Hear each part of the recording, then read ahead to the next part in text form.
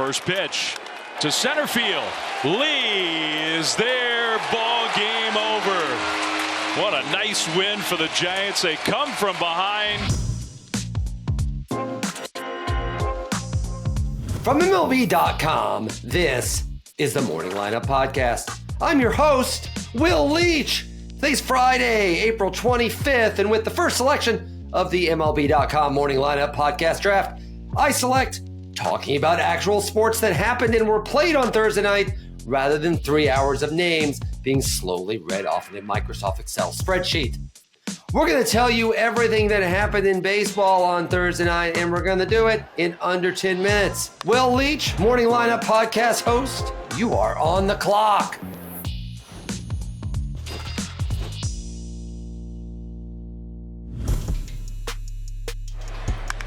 Chapman drills that one out to right center. All the way back. Gone! Matt Chapman, some power to right center field. Of the four NL West teams off to terrific starts, it is fair if you thought the team most likely to fall off first would be the Giants. They are the team, after all, who fired the general manager last September after not putting together a winning season since 2021. And fell short in their attempts to lure Juan Soto to town. New team president Buster Posey would probably figure out something eventually, but you figured he would need a little bit of time. It's starting to look like maybe he didn't need that much time after all. Giants pulled off a stirring 6-5 comeback victory against the Brewers on Thursday, winning the 4-game set against the defending NL Central champs and raising their record to 17-9, pulling them within a half game of the Padres atop the NL West. That's right, they're ahead of the Dodgers. Matt Chapman had the big hit with a 2-run homer, and tellingly, Camilo Doval got the save for the second consecutive evening.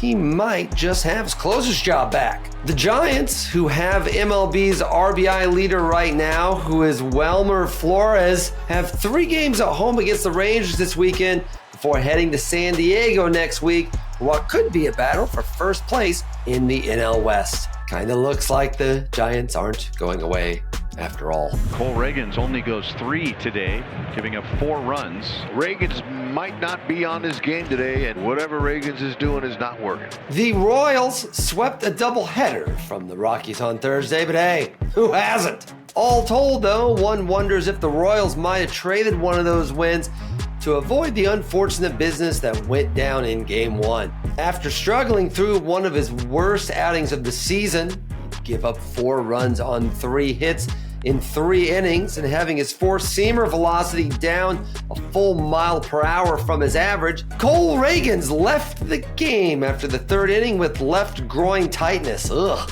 The Royals were still waiting on imaging after the game, but it's possible he could miss a little bit of time. The good news is that Reagans didn't have any issues with his arm, but you do sort of need your whole body to pitch. Suffice it to say, the Royals, who have gotten off to a slow start anyway, cannot afford to lose their ace for any period of time. In happier news, Bobby Witt Jr. had hits in both games of the doubleheader. Oh, by the way, the Royals won both games, 7-4 and 6-2, just to remind you of the sweep, extending Witt's hitting streak to 16 games, besting his career-high 15 from just last year. Swung on, ripped on the third base line. Bregman, a diving stop, scrambles to his feet, fires to first, not in time. Julio beats it out. That's hit number 500 in his career. The Mariners, they are starting to heat up. 18 days ago, the M's lost a 5-4 walk-off to the Giants to fall to 4-8 and freak out their kinda easily freaked out fans.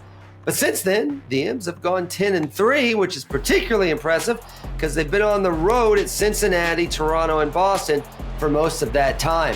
They ended up winning all 3 of those series, culminating in a rubber game 4-3 victory over the Red Sox on Thursday afternoon.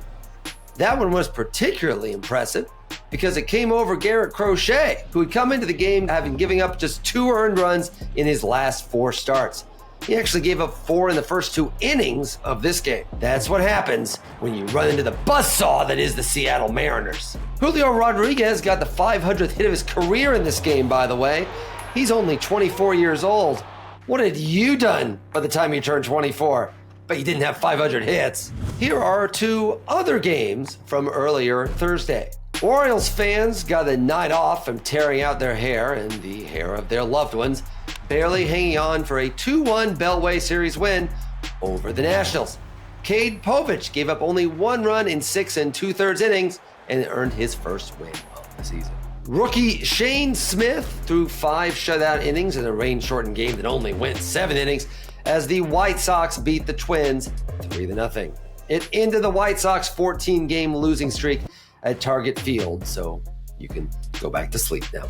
After the break, we're going to talk about the games that finished later than all of those earlier games finished.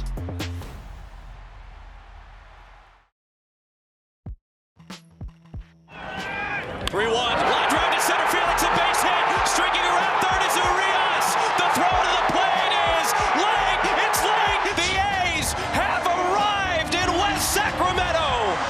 You know what the people of Sacramento had not yet experienced in their lives until Thursday night? A walk-off. That's right, a Thursday night was a special night at Sutter Health Field as the A's, heading into the 9th inning down 3-2 to the Rangers, tied it up on a Luis Arias single and a Leody Taveras error.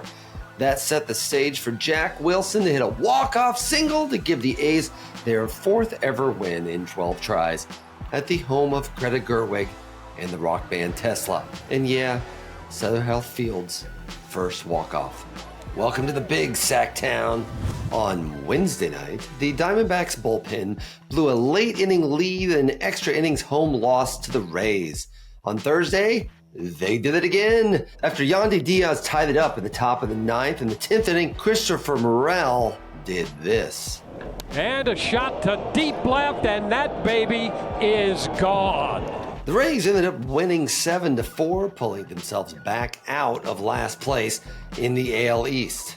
They actually have the second best run differential in that division behind the Yankees, if you can believe that. You better believe it.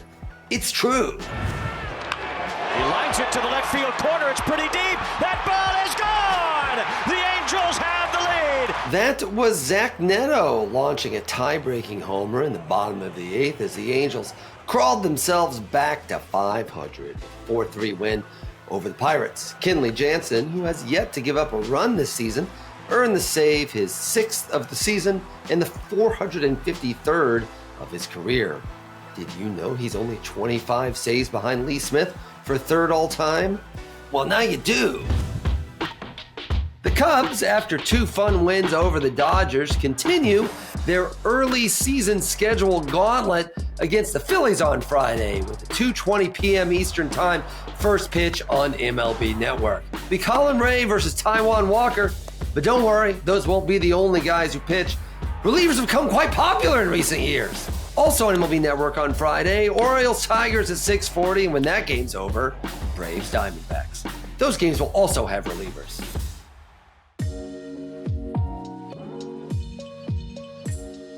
That's all for today's Morning Lineup Podcast. Thank you for listening. Please be sure to give us a rating and review and tell everyone you know about this podcast. Anthony Castrovitz will be with you on Monday morning. I think I'm going to sneak up behind him and yell, "Ah!" when he's doing the intro. Don't tell him. Let's see if he can keep a straight face. I bet he can. The kid's a pro. Have a great weekend, everyone.